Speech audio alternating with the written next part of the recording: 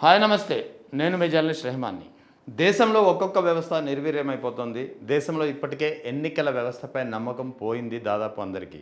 అది ఎస్ఐఆర్ ప్రక్రియ ద్వారా వివిధ రాష్ట్రాల్లో జరిగినటువంటి అవకతవకలు కావచ్చు, లేదా ఈవీఎం రీప్లేస్మెంట్, ఈవీఎం హ్యాకింగ్పై వస్తున్నటువంటి ఆరోపణలు, ఇటీవల కొన్ని రాష్ట్రాల్లో జరిగినటువంటి ఎన్నికల ఫలితాలు, ఆ సరళి రిలీజ్ చేసినటువంటి తెలుపుతున్నటువంటి ఆ సరళి కావచ్చు. సో ఓవరాల్గా ఎలక్షన్ కమిషన్ను కేంద్ర ప్రభుత్వం చెప్పుచేతల్లో పెట్టుకుంది. ఇక సిబిఐ, ఐటీ దాడులు, ఎన్ఫోర్స్మెంట్ డైరెక్టర్ దాడులు, ఈ శాఖలన్నీ ఏ విధంగా కేంద్ర ప్రభుత్వం గుప్పిట్లో ఉన్నాయో అందరికీ తెలిసిందే. ఇప్పుడు కీలకమైనటువంటి ప్రశ్న, సాధారణ ప్రజల నుంచి ప్రతి ఒక్కరూ అంతో కొంత ఇంకా నమ్మకం పెట్టుకున్నది న్యాయ వ్యవస్థపై. అటువంటి న్యాయ వ్యవస్థ కూడా ఇప్పుడు సామాన్యులకు అందకుండా పోతుందా? ఇదే కీలకమైనటువంటి ఒక ప్రశ్న. ఎందుకంటే ఇది యథాలాపంగానో ఊరికే చెప్పే మాటలు కావు. ఇటీవల జరుగుతున్నటువంటి పరిణామాలు కానీ, వివిధ సందర్భాల్లో న్యాయమూర్తులు చేస్తున్నటువంటి వ్యాఖ్యలు కానీ దీనికి నిదర్శనమని చెప్పవచ్చు. ఢిల్లీలో ఏం జరిగిందో మనంతా చూసాం. జంతర్ మంతర్ వద్ద పార్లమెంటు సంసద్ను ముట్టడించినటువంటి విద్యార్థి లోకం, ముఖ్యంగా కాక్రోచ్ జనతా పార్టీ ఆధ్వర్యంలో పెద్ద ఎత్తున నీట్ యూజీ ప్రశ్నాపత్రం లీకేజ్కు నిరసనగా, వ్యతిరేకంగా కేంద్ర మంత్రి ధర్మేంద్ర ప్రధాన్ రాజీనామా కోరుతూ ఒకే ఒక్క డిమాండ్తో చర్యలు తీసుకోవాలని కోరుతూ పెద్ద ఎత్తున విద్యార్థి లోకం గళమెత్తింది. ఢిల్లీని చుట్టుముట్టింది. ఢిల్లీ దేశ రాజధాని ఢిల్లీని నలువైపుల నుంచి, దేశం నలువైపుల నుంచి వేలాదిగా, లక్షలాదిగా యువత అక్కడికి చేరుకుని తమలో ఉన్నటువంటి ఆందోళన, తమలో ఉన్నటువంటి బాధ, తమ ఆందోళన, తమ ఆక్రోశాన్ని వెళ్ళగక్కినటువంటి పరిస్థితి. శాంతియుతంగా ధర్నా చేస్తున్నటువంటి, శాంతియుతంగా నిరసన తెలుపుతున్నటువంటి, శాంతియుతంగా ప్రదర్శన చేస్తున్నటువంటి విద్యార్థులపై, యువతపై పోలీసుల లాఠీలు విరిగిపడ్డాయి. పోలీసులు ఇష్టారాజ్యంగా చితకబాదేశారు. ఒక్కొక్క విజువల్ చూస్తుంటే ఎంత దయనీయంగా ఉందనేది అర్థం చేసుకోవచ్చు. అంటే జరిగిన అన్యాయాన్ని ప్రశ్నించేందుకు రోడ్డెక్కినటువంటి, రాజ్యాంగబద్ధంగా రాజ్యాంగం కల్పించినటువంటి నిరసన హక్కు ఏదైతే ఉందో దీన్ని తాము ప్రదర్శించుకోవడానికి రోడ్డెక్కినటువంటి యువత, గళం విప్పుతున్నటువంటి యువతను అణగదొక్కేందుకు పోలీసులు తమ పని తాము చేశారు. కేంద్ర ప్రభుత్వం ఆధీనంలో ఉన్నటువంటి పోలీస్ శాఖ పూర్తిగా అణగదొక్కే ప్రయత్నంలో భాగంగా ఇష్టారాజ్యంగా చితకబాదినటువంటి దృశ్యాలు, వీడియోలు ఇప్పటికీ మనం చూస్తున్నాం. గత 2-3 రోజులుగా ఇదే చర్చ నడుస్తుంది. ఇప్పుడు తాజాగా ఈ అంశం మళ్ళీ ఎందుకు సీన్లోకి వచ్చిందంటే, విద్యార్థులను ఏ విధంగా పోలీసులు చితకబాదారు, ఎంత ఇష్టారాజ్యంగా పోలీసులు అక్కడ వ్యవహరించారు, దానికి సాక్ష్యంగా నిలిచే వీడియోలు కళ్ళ ముందు ఉన్నాయి. ఈ వీడియోల ఆధారంగా పోలీసులపై చర్యలు తీసుకోవాలి, ఇది సరైందా కాదా కనీసం చెప్పాలంటూ ఓ పిటిషన్ దాఖలైంది సుప్రీంకోర్టులో. సో ఆ పిటిషన్ స్వీకరించాలా లేదా అనేది సుప్రీంకోర్టు విజ్ఞతకే వదిలేస్తున్నాం. ఇక్కడ సుప్రీంకోర్టు నిర్ణయాన్ని మనం కాదనట్లేదు. కానీ ఈ సందర్భంగా సుప్రీంకోర్టు చేసినటువంటి వ్యాఖ్యలు, ముఖ్యంగా చీఫ్ జస్టిస్ సూర్యకాంత్ చేసినటువంటి వ్యాఖ్యలు న్యాయ వ్యవస్థపై నమ్మకాన్ని పోగొడుతున్నాయి. అంటే న్యాయ వ్యవస్థ అనేది కేవలం పెద్దవాళ్ళకేనా? కొన్ని కేసులు మనం చూస్తుంటాం. కొన్ని కేసుల్లో లంచ్ మోషన్ పిటిషన్ అంటారు. ఒక్కొక్కసారి మిడ్నైట్ వరకు కోర్టు కార్యక్రమాల్ని పొడిగించి మరీ హడావిడిగా, అత్యవసరంగా కొన్ని పిటిషన్లు యాక్సెప్ట్ చేస్తుంటారు, స్టే ఆర్డర్ల కోసము, లేకపోతే మరొకటి కోసము. అంటే ఓవరాల్గా పెద్దలు ఎవరైతే పలుకుబడి ఉన్న వ్యక్తులు, సమాజంలో పలుకుబడి ఉన్న వ్యక్తులు, సమాజంలో సెలబ్రిటీలుగా చలామణి అవుతున్న వ్యక్తులు, సమాజంలో హైస్థాయిలో ఉన్నటువంటి వ్యక్తులు, రాజకీయంగా పలుకుబడి కలిగినటువంటి నేతలకు సంబంధించినటువంటి పిటిషన్ల విచారణలో సుప్రీంకోర్టు ఏమాత్రం అలసత్వం ప్రదర్శించదు. చాలా త్వరగా విచారిస్తుంది. అంతేకాదు ఒక్కొక్కసారి అయితే హడావిడిగా ఆగమేఘాలపై ఎమర్జెన్సీగా కోర్టు పనివేళల్ని పొడిగించో, లేక కోర్టు అత్యవసరంగా సమావేశం జరిపో దీనిపై విచారణ జరిపి దానికి అనుగుణంగా తీర్పులు ఇచ్చే పరిస్థితి చాలా కాలంగా మనం చూస్తున్నాం. మరి ఇలాంటి న్యాయం కేవలం పెద్దవాళ్ళకేనా? ఇలాంటి అత్యవసరంగా కొన్ని కేసులను వాదించే అవసరం వచ్చినటువంటి సందర్భంలో జరిగే న్యాయం అనేది కేవలం పెద్దవాళ్ళకేనే, సామాన్యులకి అందదా? ఇదంతా ఎందుకు చెప్తున్నానంటే, సుప్రీంకోర్టు చీఫ్ జస్టిస్ సుప్రీంకోర్టు చేసినటువంటి వ్యాఖ్యలు. Don't waste time. Suryakant declines to take cognizance of police violence during CJP's Parliament March. We are not interested in videos. We don't have time to watch them. The Chief Justice orally remarked, declining to take cognizance of alleged videographic evidence of police violence on student protesters. సుప్రీంకోర్టుకు సమయం లేదట. పోలీసుల అమానవీయ చర్యలు, పోలీసుల ఆకృత్యాలు, పోలీసులు చేస్తున్నటువంటి పోలీసులు ఏ విధంగా లాఠీ చార్జీలతో విరుచుకుపడ్డారో, పోలీసులు ఏ విధంగా యువతను చితకబాదారో ఢిల్లీ నడివీధుల్లో, ఆ వీడియోలు చూసేందుకు సుప్రీంకోర్టుకు టైం లేదట. అంతేకాదు మీ టైం వేస్ట్ చేసుకోండి, మా టైం వేస్ట్ చేసుకోవద్దు. మా టైం వేస్ట్ చేయవద్దు, మీ టైం వేస్ట్ చేసుకోకండి. ఇలాంటి వీడియోలు చూసే తీరిక సమయం మాకు లేదు. ఇది ఎవరో చెప్పింది కాదు, సాక్షాత్తు సుప్రీంకోర్టు చీఫ్ జస్టిస్ సూర్యకాంత్ చేసినటువంటి వ్యాఖ్యలు. దీన్ని ఎలా అర్థం చేసుకోవాలి? రే, సమాజంలో ముఖ్యంగా తమ న్యాయం కోసం, జరిగిన అన్యాయం కోసం నీట్ ప్రశ్నాపత్రంలో జరిగినటువంటి లీకేజీలపై చర్యలు తీసుకోవాలని కేంద్ర మంత్రి ధర్మేంద్ర ప్రధాన్ రాజీనామా చేయాలని కోరుతూ శాంతియుతంగా వేలాదిగా యువకులు గళమెత్తితే దాన్ని అణచివేసే ప్రక్రియలో భాగంగా పోలీసులు ఇష్టారాజ్యంగా వ్యవహరించినటువంటి వీడియోలు కళ్ళ ముందు కనిపిస్తుంటే దానిపై చర్యలు తీసుకోమంటూ ఒక పిటిషన్ దాఖలైతే అది ఎస్సా లేదా పోలీసులు సరిగ్గానే చేశారా, సరిగ్గా చేయలేదా, ఏదో ఒకటి చెప్పాలి కదా. కనీసం ఆ వీడియోలు చూసే తీరిక కూడా లేదంటున్నారు మీరు. అంటే సాధారణ ప్రజలు ఎక్కడికి వెళ్ళాలి? ఏ న్యాయ వ్యవస్థపై, ఏ ఇతర వ్యవస్థలన్నీ ఒక్కొక్కటిగా నిర్వీర్యం అవుతున్నాయి. పోలీస్ వ్యవస్థ అధికార పార్టీకి అనుకూలంగా మారుతోంది. ఇతర వ్యవస్థలు కూడా ఎలాగా కేంద్ర ప్రభుత్వం గుప్పెట్లో ఉన్నాయి.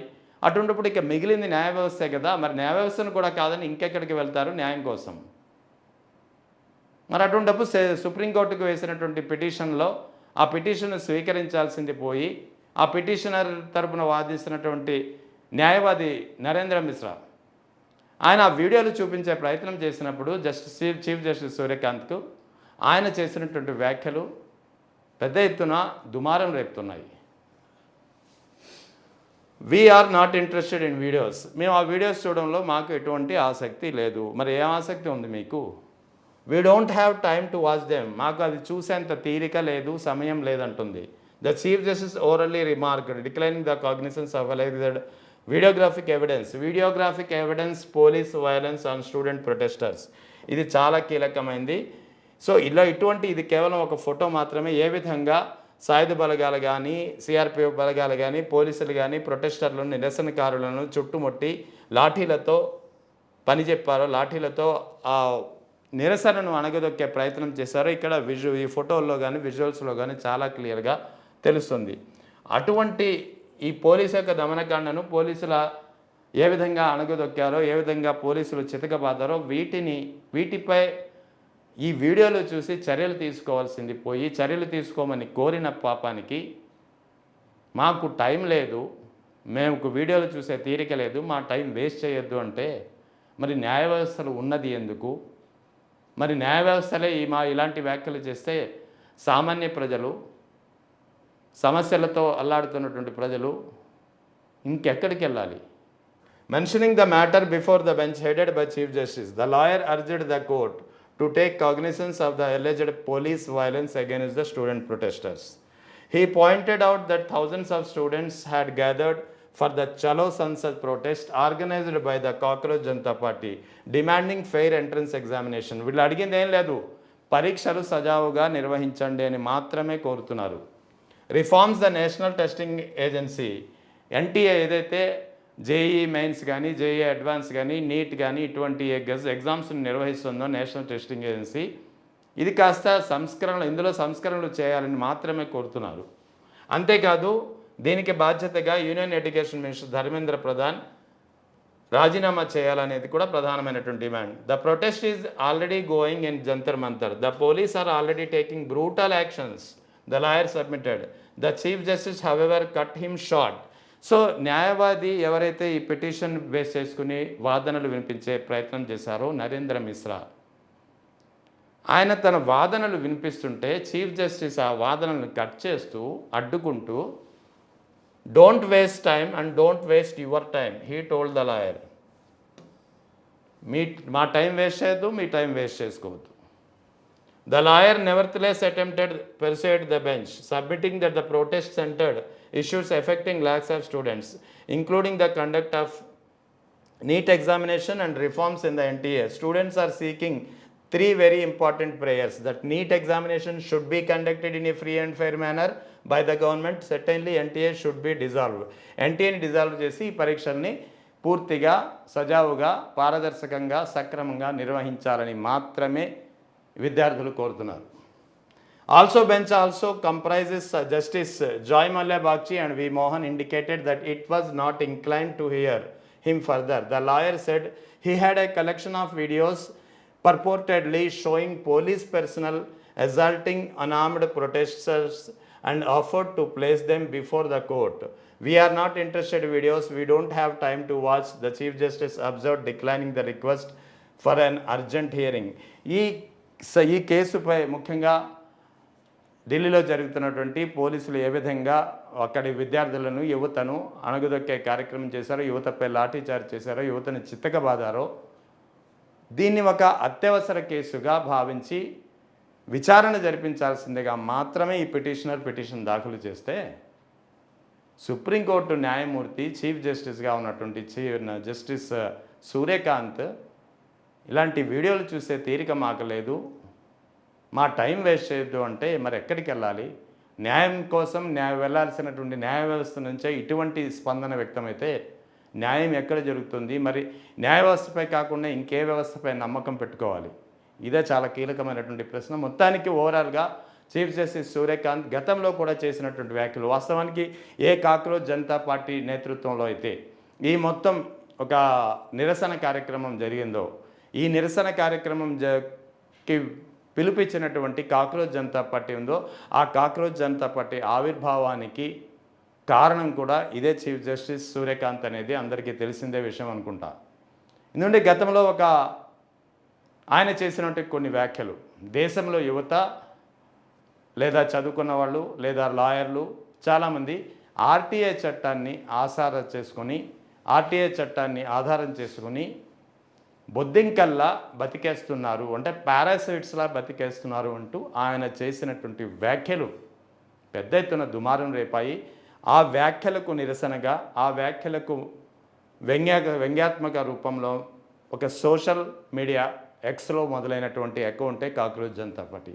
అది క్రమంగా తమ యువతలో ఉన్నటువంటి ఫ్రస్ట్రేషన్, 12 ఏళ్లుగా కేంద్ర ప్రభుత్వంలో జరుగుతున్నటువంటి వివిధ శాఖల్ని, వివిధ వ్యవస్థల్ని గుప్పెట్లో తీసుకొని ఏ విధంగా ఎలాంటి ప్రయత్నాలు జరుగుతున్నాయో, ఎన్ని పరీక్షలు ఇన్నేళ్లలో ఎన్ని పరీక్షలు లీక్ అయ్యాయో, ఎంతమంది విద్యార్థుల జీవితాలు రోడ్డున పడ్డాయో, ఎంతమంది విద్యార్థులు సూసైడ్ చేసుకున్నారో, ఈ ఫ్రస్ట్రేషన్ అంతా కాక్రోచ్ జనతా పార్టీ ఎప్పుడైతే ఒక అకౌంట్ ఓపెన్ అయిందో, జస్టిస్ సూర్యకాంత్ గతంలో చేసినటువంటి వ్యాఖ్యలకు నిరసనగా ఆ కాక్రోచ్ జనతా పార్టీకి మద్దతుగా లక్షలాది మంది వెంట కదిలి వచ్చారు. ఇప్పుడు నీట్ పరీక్ష యూజీ 2023 మే 3వ తేదీన జరిగినటువంటి పరీక్ష లీకేజ్ కారణంగా క్యాన్సిల్ అవడంతో 22 లక్షల మంది విద్యార్థుల జీవితాలు రోడ్డున పడ్డాయి. అందుకే దీనికి నిరసనగా ధర్మేంద్ర ప్రధాన్ రాజీనామా కోరుతూ రోడ్డునెక్కారు, గళమెత్తారు. వీరి నిరసనను శాంతియుతంగా నిరాయుధాలుగా ఉన్నటువంటి ప్రదర్శనకారుల నిరసనను దొక్కేందుకు పోలీసులు, పారామిలిటరీ దళాలు పెద్ద ఎత్తున మోహరించి లాఠీలతో ఇష్టం వచ్చినట్టు చితకబాదారు. సో దీన్ని ఒక అత్యవసర పిటిషన్గా, అత్యవసర కేసుగా భావించి చర్యలు తీసుకోవాలి, విచారించాలని చెప్పి ఒక పిటిషన్ దాఖలైతే సుప్రీంకోర్టు చేస్తున్నటువంటి వ్యాఖ్యలు మాకంత సమయం లేదు, మా టైం వేస్ట్ చేయవద్దు, ఇటువంటి వీడియోలు చూసే సమయం మాకు లేదు అంటే ఇంకెక్కడికి వెళ్ళాలి? మొత్తానికి సూర్యకాంత్ కావచ్చు లేదా సుప్రీంకోర్టు తీరు కావచ్చు, మొత్తానికి న్యాయ వ్యవస్థ నుంచే ఇటువంటి స్పందన వ్యక్తమవుతుంటే న్యాయం కోసం ఎక్కడికి వెళ్ళాలనే ప్రశ్న మరోసారి వస్తుంది.